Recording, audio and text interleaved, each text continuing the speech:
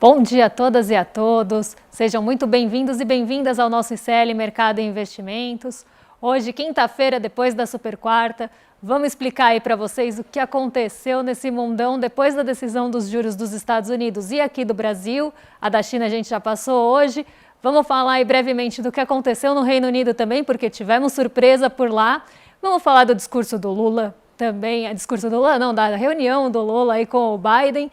E vamos aí explicar o que muda para a gente aí, meros mortais, pessoas físicas, investidoras de renda fixa, depois que a Selic caiu 0,5%.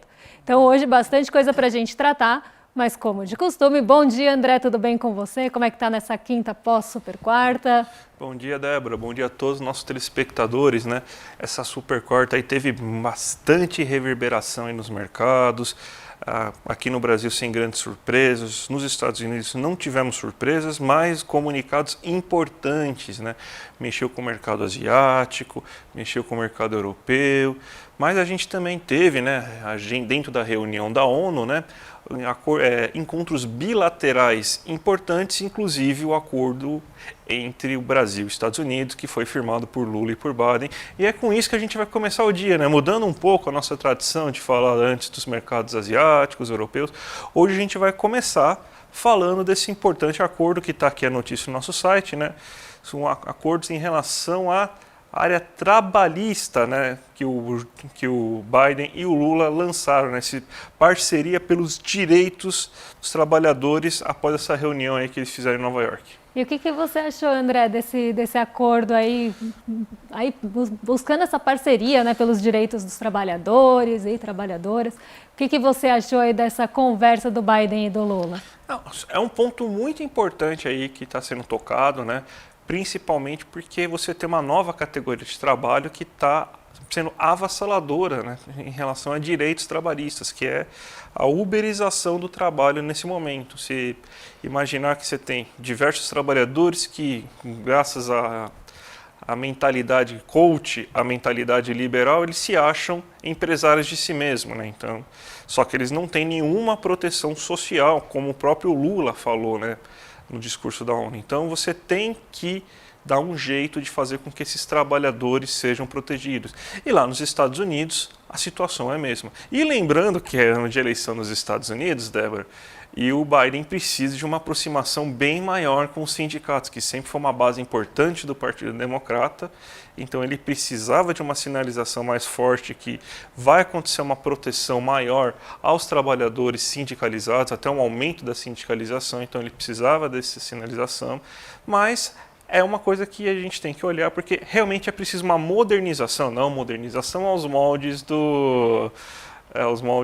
da nossa reforma trabalhista, mas uma modernização para colocar esse trabalhador precarizado hoje dentro de uma assistência social, Débora. Exatamente, a gente está falando de modernização e de não de mais precarização, né? Lembrando aí que até os sindicatos lá das montadoras ainda seguem ali com negociações e greves lá nos Estados Unidos, aí com busca de melhores condições e melhores também salários. E a gente tem que lembrar o seguinte, isso é uma carta de intenções inicialmente, né? Então não significa que a partir de agora você vai ter já leis que vão ajudar a proteger os trabalhadores uberizados, o pessoal do iFood, os motoqueiros, os motoboys e tudo mais.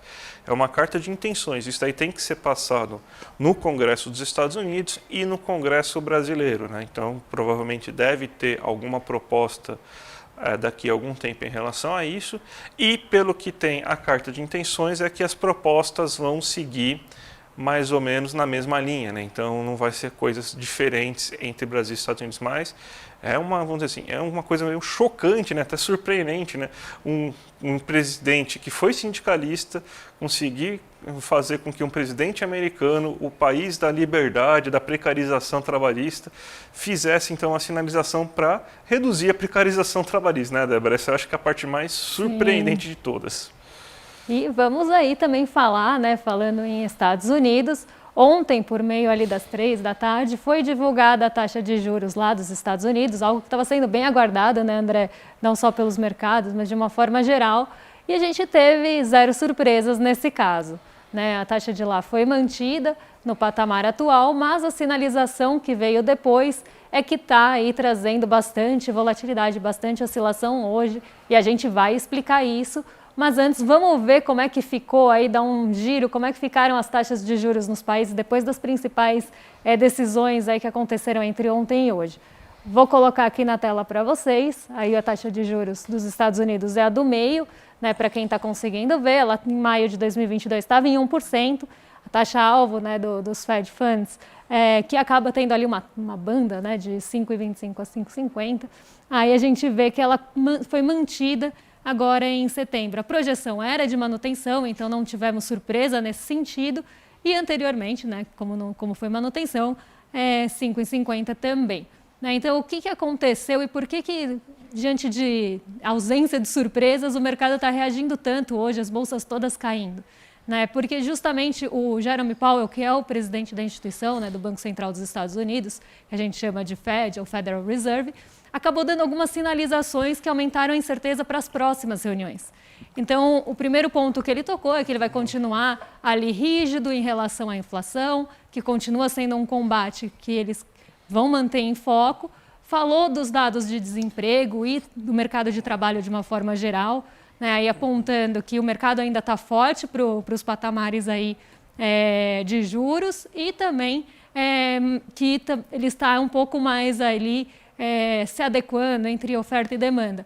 Mas um ponto que ele falou logo no finzinho, que ele não deixou de sinalizar, e eu acho que isso acabou mexendo muito com as expectativas do mercado, é que ele sinalizou que o Fed, sim, pode voltar a subir as taxas ainda esse ano, se for necessário. Então, ele fala do combate da inflação no centro, acaba passando aí pelos dados do mercado de trabalho, falando desse melhor ajuste, e termina a fala dele apontando para uma possível alta aí de juros nos Estados Unidos ainda esse ano. E isso trouxe uma incerteza bem grande para as próximas duas reuniões. Então, o mercado agora está com a atenção toda voltada para os dados de emprego dos Estados Unidos que vão ser divulgados agora na esteira. Assim, um grande desprazer assim, quando você pega e tem que ler as atas, né, das reuniões, né, porque elas são, além de serem meio desconexas com a realidade, vamos dizer assim, elas colocam palavras assim que seriam inadmissíveis em qualquer lugar, né? Que a ata do Fed, né, do FONC, né, que é o Comitê de Política Monetária dos Estados Unidos, ela começa assim: o desemprego está baixo, a economia está indo bem e a inflação está alta. Então, basicamente, ele fala: a gente tem que dar um jeito nisso. Estamos crescendo, muitas pessoas estão com muito emprego. É uma maneira um pouco mais sutil, né, do que você colocar, que nem o nosso querido CEO lá, australiano, falou outro dia lá para a gente, né? Mas é uma maneira um pouco mais sutil apenas do que de você falar o que ele falou, né? Então, a gente precisa reduzir a inflação, vamos reduzindo como? Aumentando o desemprego e reduzindo o ritmo de atividade da economia norte-americana.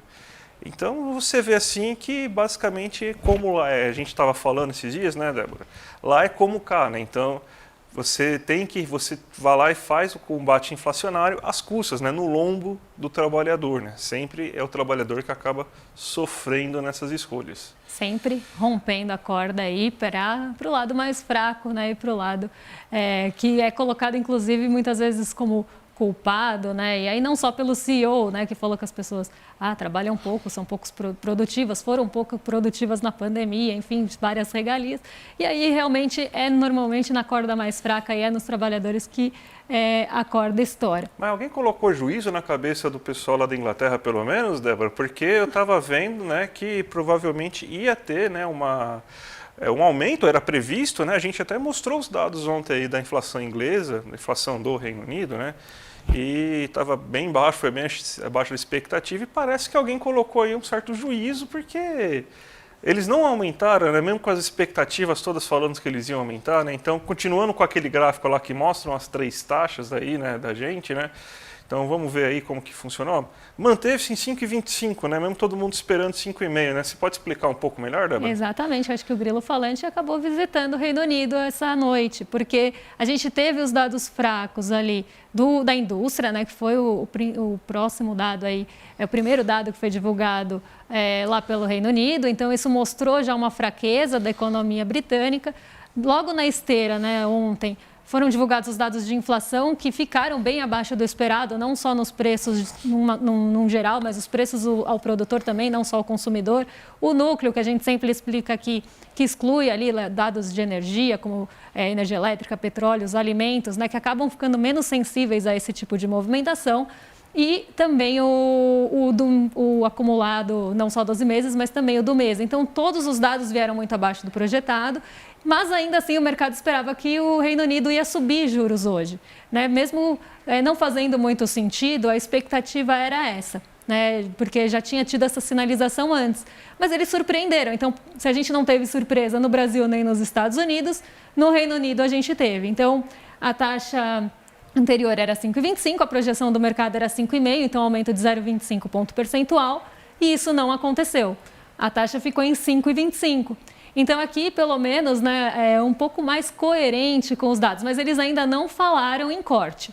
Eles falaram em manutenção e talvez o ciclo de aperto monetário, né, e quando a gente fala aperto monetário são essas altas de juros, talvez tenha encerrado por lá. Então, pelo menos é coerência, né? Eles descobriram aí agora que não vai acontecer uma queda do preço do petróleo com o aumento da taxa básica de juros do Reino Unido, né? Não vai ter o Sheik árabe não vale a nós, aumentou a taxa de juros no Reino Unido. Eu acho que é melhor eu acelerar minha produção aqui porque eu tenho que baixar o preço do petróleo, né? Não vai acontecer isso. Nem vai ser o cacique cobra coral que vai fazer aumentar a produção de alimentos, porque vai chover mais no Reino Unido, né? Então, não vai acontecer isso. Então, parece que eles descobriram isso e não aumentaram, né? Sendo que no mundo inteiro, né, tá acontecendo o quê? Uma guerra, problemas climáticos pesados, a inflação está vindo de alimentos e preço do petróleo. Então, a taxa básica de juros não vai conseguir resolver a inflação de lugar nenhum no mundo. Então, os bancos centrais eles têm que começar a observar isso, porque a única maneira é assim, eu vou tratar agora assim, essa inflação com Selic. Então, beleza, eu estou aqui com uma virose, né? Tá, eu vou encher o paciente de antibacteriano, né? De antibiótico para curar esse paciente. Daí você vai ver assim, pô, ele estava com febre e agora não está mais, né?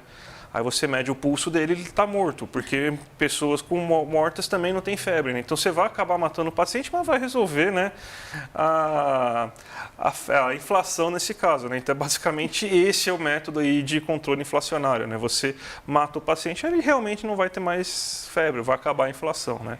E aqui no Brasil, né, a gente teve, sem nenhuma surpresa também, né, como está mostrando aqui os dados, que foi para 12,75 da mesma maneira que o nosso Bob Fields, o terceiro, prometeu a todos, né? Então, 12,75 previsto e mantendo algumas sinalizações, né? Mas você teve a pachorra aí, você teve o estômago para ler a ata lá, porque nossa profissão a gente tem que mostrar o que acontece, né?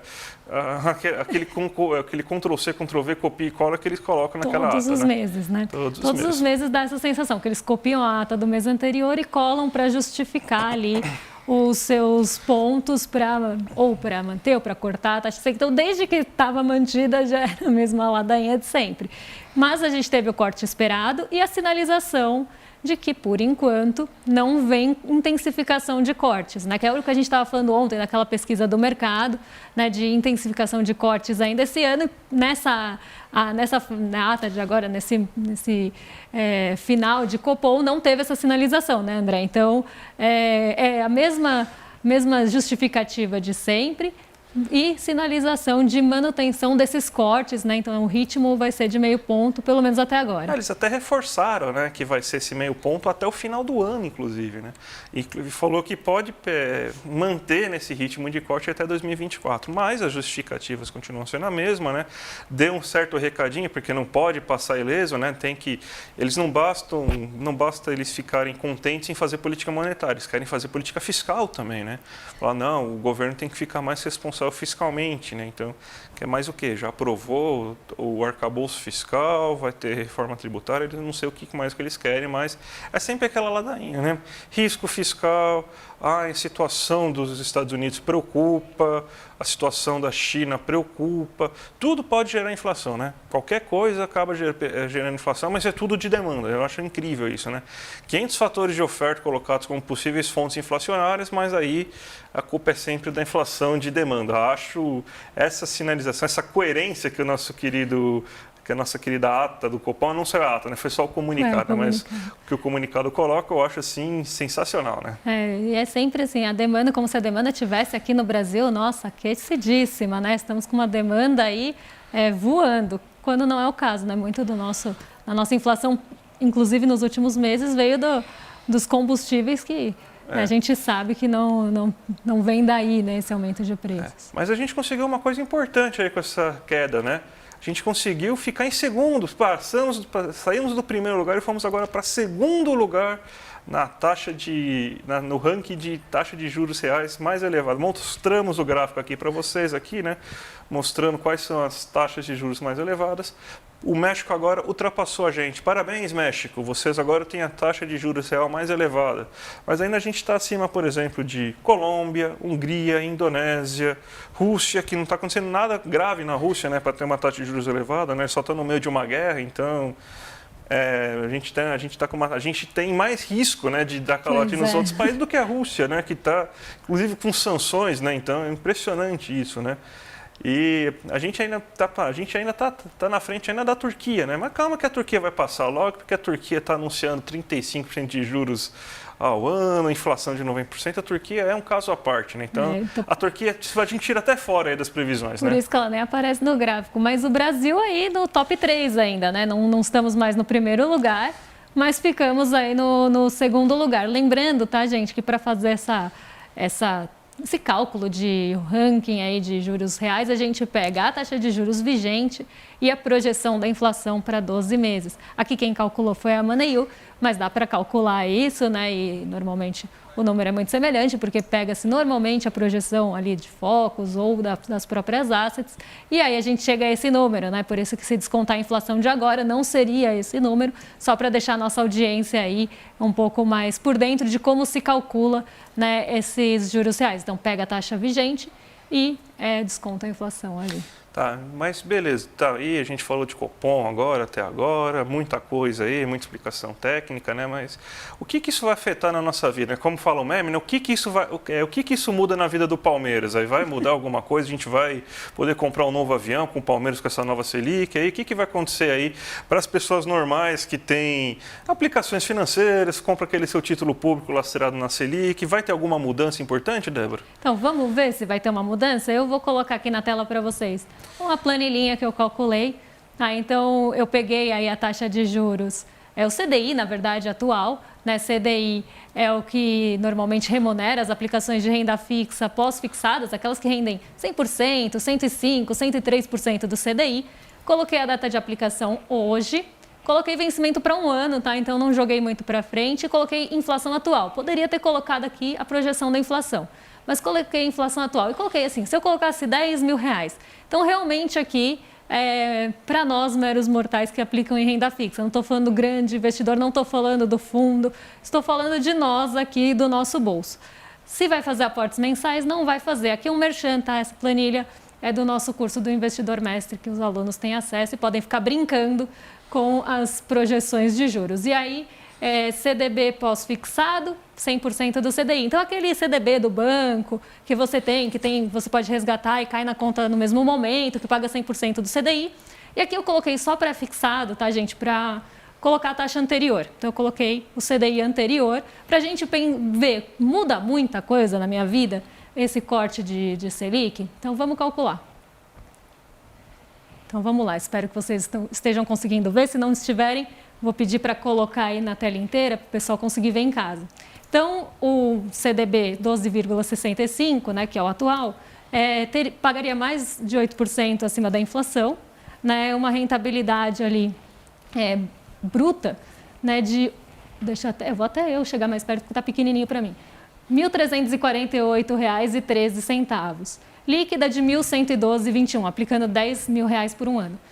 Com a taxa anterior, ganharia R$ 1.404,99 e líquido R$ 1.159,12. Né? No final do período, né, no montante anterior, aí, deixa eu só passar aqui para vocês verem. Nossa, o meu Excel não está me obedecendo. Vamos lá. Aqui. Você teria acumulado no final do período R$ 11.348,83 antes dos impostos e no outro caso R$ 11.404,99. Então, aqui a gente vê que não é uma super queda para a gente aqui, né? Não é uma grande diferença. Não vai ser isso que vai fazer a gente perder dinheiro, porque a taxa de juros ainda está alta aqui no Brasil. Então, assim, o benefício que um corte da taxa Selic traz para a sociedade, né, ainda que pequeno e ainda que poderia cair mais, mas os cortes, né, que podem trazer aí mais benefícios pensando em produção lá no mundo real, né, não estamos falando aqui de mercado financeiro, mas, né, dessas expectativas para o crédito, né, para essa produção também ali de bens reais da economia, vai ser mais benéfica do que o que você poderia ganhar ali num CDB. Né? Então, às vezes a gente olha para a taxa Selic e pensa, poxa, ela caiu, agora eu vou ganhar menos, né? Que pena, que ruim para mim. Mas na sociedade como um todo, né, isso é benéfico e também vai voltar para a gente de outras formas. Então, aqui a gente precisa olhar um pouquinho além disso, e por isso que eu trouxe também, coloquei R$ 10.000, mas se eu colocasse 100, ia estar lá na mesma proporção, né? Só ia ser ali uma diferença maior. Mas aqui a gente vê que a gente está deixando de ganhar um pouco, sim, mas não é muito, né, com esse corte de meio ponto. Isso já pode trazer um reflexo, não agora, mas no médio e longo prazo, um pouco melhor para a nossa economia que está estrangulada. Então, a gente tem que pensar também nesse desestrangulamento da nossa economia, né, André? Basicamente é o seguinte, você vai trocar R$ 100 depois de um ano por um emprego melhor, uma renda melhor, um salário maior. Claro que você tem que fazer esse trade-off, né? Então, vai ser para você, vai ser para toda a sociedade. A gente está com um freio de mão muito puxado. Nossa economia ainda está, eu vi até o Roncalha falando de manhã, né? Ele estava falando justamente o quê, né? Ele estava falando que, basicamente, a gente está em primeira marcha e fazendo um esforço muito grande em cima de ladeira, porque a gente tem essa trava na taxa que é a taxa de juros básica, que é a Selic, para fazer isso. Imagina se não tivesse uma Selic tão elevada assim, como que você poderia ter já de melhora na economia urbana caminhando um pouco melhor, a indústria um pouco menos destravada, a indústria tendo uma recuperação de fato. Então, são muitos benefícios que você tem com essa queda da taxa Selic. Eu sei que às vezes parece que uma queda dessa vai prejudicar o bolso aí do investidor, até do pequeno investidor, mas ela vai melhorar a vida da economia real, né? Então, pode piorar a vida da Faria Lima, mas na economia real ela vai melhorar, né? E depois de tudo, esse monte de taxa de juros, taxa aqui no Brasil, taxa nos Estados Unidos, taxa na Inglaterra. O que aconteceu então? O que gerou nesse mundão aí, Débora? Porque até a gente hoje está mudando um pouco, né? Porque primeiro vamos explicar as taxas, depois vamos mostrar o reflexo disso aí no resto do mundo. Bateu na Ásia, bateu na Inglaterra, bateu na Europa. Então, qual que foi o resumo? Até notícia do nosso site aqui para vocês verem, né? A última notícia aqui que a gente preparou para vocês, né? Que é justamente depois dessa. Daí a gente já passou, inclusive, né? Que é a notícia que está falando aí das aberturas de mercado depois dessa super quarta-feira, né? Mas lembrando que também lá no site tem aquela notícia lá do Copom para vocês verem direitinho, perfeito aí, uma opinião mais detalhada. Mas o mundo hoje acordou meio balançado depois de tanta taxa de juros sendo anunciada, né, Débora? Exatamente. Não foi nem a taxa de juros em si, não foi nem ali a decisão de política monetária, porque essa não surpreendeu. Quem surpreendeu, na verdade, não é que foi uma grande surpresa também, mas a sinalização do Jerome Powell depois, né, no pronunciamento, ele sempre dá uma coletiva ali depois da decisão, e aí ele fez aquelas sinalizações que eu já comentei, e aí o mercado ficou, né, achando que os Estados Unidos podem subir suas taxas, e isso acabou afetando o rendimento das Treasuries. As Treasuries são os títulos de dívida lá dos Estados Unidos, e aí eles voltaram a operar num patamar mais elevado hoje. E ontem já estava com esse movimento, tanto que o dólar passou o dia inteiro em baixa. Depois que o Powell falou, ele reverteu essas quedas e foi para o terreno positivo, subiu 0,15, mas subiu. Então, a gente vê já esse fortalecimento do dólar, tanto frente aos emergentes quanto aos pares, justamente porque já se esperava que esses títulos de dívida dos Estados Unidos fossem aí ter taxas mais elevadas e o recurso ia fluir para lá. Então, hoje isso bateu na Ásia, né? Então, ontem a gente já teve um movimento bem negativo por aqui. Na verdade, a gente ainda ficou positivo, mas de dólar já começou a reverter o cenário e hoje abrimos negativos. E aí, vou colocar aqui para vocês, na Ásia o movimento foi majoritariamente negativo, então as bolsas por lá caíram mesmo. E o KOSPI, né, que é o índice sul-coreano, um índice volátil também, um índice que também tem essa sensibilidade, na verdade, a juros dos Estados Unidos, as bolsas têm sensibilidade num geral. O KOSPI liderou as perdas lá na Ásia, caiu 1,75, já trazendo esses ventos aí para os mercados. A gente vê que o Ibovespa está caindo hoje, mesmo com o índice de commodities em alta, né? Então, aqui um ponto que não é ali não é o preço do minério, não é o petróleo que está puxando aí a bolsa para baixo. Hoje, quem está puxando a bolsa para baixo é justamente a aversão ao risco. A aversão ao risco é um movimento, né, que acontece de buscar investimentos mais seguros, como os títulos de dívida dos Estados Unidos, em um momento que se tem incertezas, né? Então, esse é o movimento que está predominante hoje, André. Vamos mostrar então rapidinho como que está todos os mercados, como que está a abertura do Ibovespa. Vamos lá, então, mostrar isso aqui na tela para o nosso telespectador. Nossa, queda bem brusca, né, do Ibovespa hoje, inclusive, né, 1,66, né? Isso aí é reflexo aí da aversão ao risco, justamente porque está todo mundo esperando que vai subir a taxa de juros nos Estados Unidos e está todo mundo correndo para lá para ganhar, né, aquela merrequinha, mas uma merrequinha, quando a merrequinha é de bilhões, a merreca fica grande, né? Exatamente, uma merrequinha de bilhões numa pequeno ganho traz um grande ganho com segurança, né, que é isso que as pessoas vão buscar lá. Normalmente é um porto seguro. Então, o Ibovespa caindo 1,69 aqui, justamente por esse movimento vindo dos Estados Unidos ontem. Nasdaq continua em queda, ontem foi quem liderou as quedas por lá, justamente porque a Nasdaq é uma bolsa concentrada em tecnologia. E a tecnologia dos setores é um dos setores mais sensíveis aí a queda ou qualquer outro movimento de juros, queda ou alta de juros. Então, uma expectativa de alta de juros joga a bolsa de tecnologia para baixo, é um setor que ainda precisa de muito recurso de terceiros, né? Então empréstimos, é um setor muito volátil, então as pessoas tendem a fugir desses setores quando a gente tem esse sentimento de aversão ao risco mais forte. S&P caindo um pouquinho menos, caindo 0,88 agora, então aqui também com esse sentimento negativo, nossa bolsa em dólar, né, que é o índice que é negociado lá em Nova York, caindo também. Nikkei 225 e o Xangai Composto em queda, mostrando que lá o movimento da Ásia foi num geral negativo. E aí o que eu estava falando, né? O dólar em alta e estável frente a seus pares, né? Então aqui a gente vê uma alta até maior frente a um mercado emergente como o Brasil, subindo 0,71 ontem, hoje dando continuidade ao movimento de ontem. E a nossa bolsa está caindo mesmo com a volta aí do preço do petróleo para alta, né? Ontem a gente teve um ajuste, ele caiu. Hoje ele voltou a subir, já está ali nos 94 dólares de novo, mas isso não está sendo suficiente para puxar as ações para cima. Então, por mais que a gente tenha aí esse movimento das commodities, o movimento de aversão a risco é maior e está pesando mais, André. Finalmente acabou então a super quarta, hein, Débora? Depois aí tem que falar da expectativa e depois tem que falar dos resultados, mas acabou a super quarta finalmente. Então vamos começar a se despedir mas sem antes esquecer de passar os recados, né? Porque dia 28 tem a grande palestra da Monja Cohen com Eduardo Moreira. Como lidar com ansiedade ou estresse. O link está aqui abaixo para vocês verem aí. Já se inscreve aí para você não perder. Vai lá tocar o sininho para vocês no YouTube. Daí vocês já colocam na televisão, já vem no celular. Vê aonde vocês quiserem. E também continuem aqui no nosso canal aqui do ICL, porque às 6 horas da tarde tem o ICL Notícias 2 com aquele time de sempre. A Gabi Varela e a dupla de Chicos, né? O Chico atleticano, que é o Chico Pinheiro, e o Chico Sá, que é o nosso Chico Santista aqui, né? E logo depois, às 7h30 da noite, tem o Sinapse com a Robertinha Garcia e o Calerron, né? Então, sigam aí com a gente aí durante esse dia aí, pra gente, que vai valer a pena, e a gente volta amanhã, né, Débora? Voltamos amanhã. E agora a super quarta só em novembro, tá, gente? Então a gente vai ter uma folga dessas taxas de juros, agora só no dia 1º de novembro. Amanhã a gente está de volta às 11 horas da manhã, mas a programação começa às 7, né? Então fiquem aí ligados desde manhãzinha, às 11 horas a gente volta para trazer as novas notícias em relação aí ao nosso mundo, ao nosso Brasil, economia, mercado e investimentos como um todo.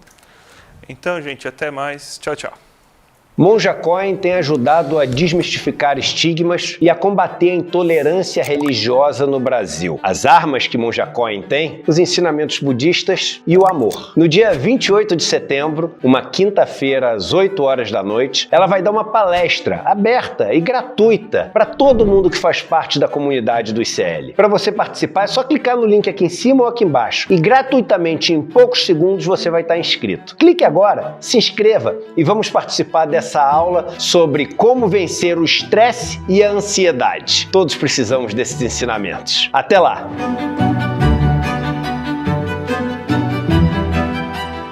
Hallo zusammen, meu nome é Júlia Barreiro, eu sou professora de idiomas aqui do CL, sou formada em letras pela USP e tenho mais de 20 anos de experiência dando aula de inglês, alemão e também de português para estrangeiros. Nesse curso de A2 vocês vão avançar no ensino de alemão de vocês, aprender outras estruturas gramaticais, evoluir muito em termos de vocabulário e habilidade de leitura, de escrita e habilidade oral também. O curso de alemão aqui do CL está dentro do pilar profissional. Aqui a gente oferece cursos do pilar espiritual, onde vocês podem fazer, por exemplo, aulas de meditação, de yoga. No pilar cultural, onde vocês podem aprender sobre história, música, cultura. E o pilar profissional, onde vocês podem, entre outras coisas, aprender alemão ou outras muitas línguas que a gente oferece aqui. Então se junte a nós nessa comunidade que só está crescendo.